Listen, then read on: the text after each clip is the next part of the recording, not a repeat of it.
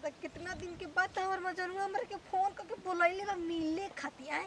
जेही गोड़ निकलले हनी घर में से तेही को तनी सास माई कहां जाता रुकनिया हमू कह देले कि जाता नहीं एक नंबर करे दो नंबर करे काहे न करबो एगो नतिया मरद बा दोगला परदेश में रहत ना रहो परदेश में नती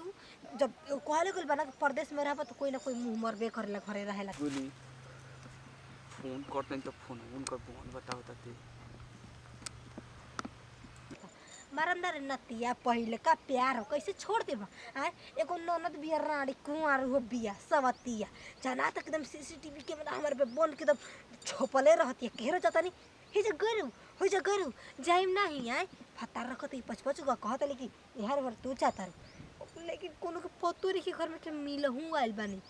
कैसे पता चल देबो कैसे पता चले देबो हतरा महान बनी पता चले दे भाई कोनो ना कोनो बहाना तो मारिए दीना चलो अपन मजन से जल्दी भेंट कली तो वो रोवत हुई जल्दी ना जाए ना तो रोवे लागेला इतना वो हमारे बिना इंतजार न कर सकेला ओहो बोला के कहीं भेंट करे नहीं हो का रुपए का दूसर का नंबर पर ट्राई कर दो हेलो अरे ये तो बूढ़ी आई अरे बूढ़ पनी अरे हम क्या करें नहीं का वेट करे हमारे कहां पालो ये जेल बना का थप्पा कहो अब कहो ना जी रास्ते में बनी ई का कहलू तू हो बैठी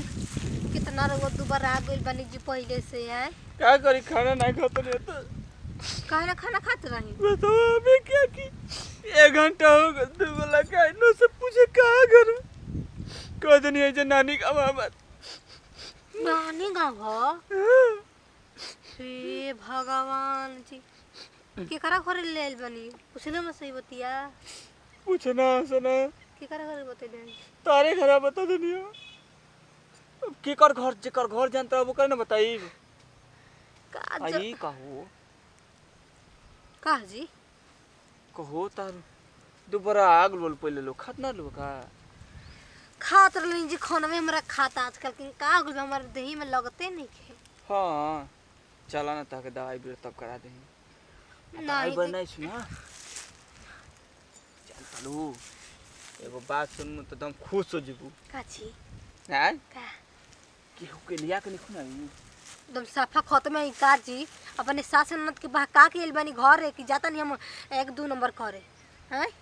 ये जानता लू आजकल ना आदमी देखना वाले एगो स्टेपनी आदमी लेके चलना बताओ तो ना जी हम स्टेपनी ना रखम कहले हैं कि शादी न कर लेल बनी सुन ले हनी ई कौन ससुरा बता दल मन कम भेला हमारे सियर हुआ प्यार करना हम करब शादी तेरा वो कहले हम वो जानते ना कि शादी का केले बनी हमारे मर्जी के खिलाफ ही शादी भइल हम अपने घर वाला के मनाते हैं लेकिन वो भाग गई हो गरी का करी कमाए ना चलू तो शादी नहीं कइले हो देखो ना बैग में ना बाबूजी से पैसा चुरा के ना अब बैग को लेके नहीं चला उनके भाग दे नहीं जी कुल नहीं देखिए आप हमार प्यार है देख आप हमार प्यार है नहीं हम मिले आ गए लेकिन हम भाग ना सके ना कैसे कि नैहरों की इज्जत जाए ससुरों की इज्जत जाए ई बताओ तुम से प्यार ना कर लू का हो करी ना जी लेकिन का करी कौन ही ना कि ससुरा में जे करा वो कबो करे हो जाए लेकिन देखा ऐसे मत का तुम हमर दिलवा मत तोड़ा हमरा संग कम से कम चलो भाग चलो ना का दिक्कत बात सुन तलू हम मानत तनी कि हां हमार शादी हो गेल बते लेकिन उस शादी से हम खुश नहीं थी हई खात हमर मुंह झुरा गइल हटे ए सुन ना सुना ए चला चल ए नहीं जी देखिए तुम से प्यार ना कर लू का हो ओ भौजी देवर भौजी ये कौन है ई भाई ह भाई ये भाई है साड़ी लेके आइल बती तार तो कोनो टकलू भाई ना रहे ये कहां से आगल करिए था ये कहां के हो कहां गयो तोरे कहां गरो सिनेमा हां मेरे भौजाई संग का करते रे हमारे भौजाई संग का करते रे कुछ नहीं कपड़ा पहुंचे देवर बस मौसी का लइका मौसी के लइका हां मौसी के लइका के हम चिन्हत नहीं उ गोरे करे बड़ा ना मोट बड़न हम बियाह में नहीं रहे उनका छोटका भाई है हम बहरा रहते हैं अरे दो गलवा बतैबे कि ना रे तू के हबरे लबर है ना दो ना देवर जी कटवाई भैया ना तारे कटवाई देवर जी का कोने सच सच बताओ सच बता ला लबर है ना ई का कहतलू हो अरे हमर भौजाइया मिलल है रे देखो हमर बाले भौजाइया मिलल है देखो हमार ढेर बढ़िया नहीं का ठीक ना हमको मन रे बाले